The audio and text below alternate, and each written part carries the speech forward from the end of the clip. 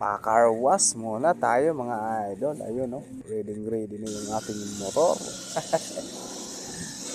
Paano natin yan mga idol, pinalinisan natin.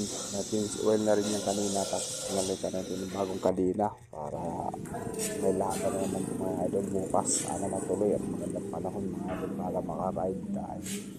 Ayun oh, diba? Angas na naman mga idol. Ang ganda naman yung karwas naman mga idol.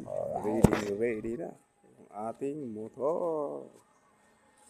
Okay, ready to go na mga idol. Linis na oh. Oh, sana maganda yung ano bukas para makago na tayo mga idol. See you San Vicente. Kondisyon na yung ating motor oh. Oh, bagong palit ng kadena yan, bagong change oil oh, bagong karwas. Ayan mga idol oh, bago yung kadena yan oh. Oh, bagong linis. Oh. Okay, go na tayo mga idol. Oh, di ba kondisyon na yung ano natin motor. Oh, ready na. Sana magandang panahon bukas para makaride tayo mga idol.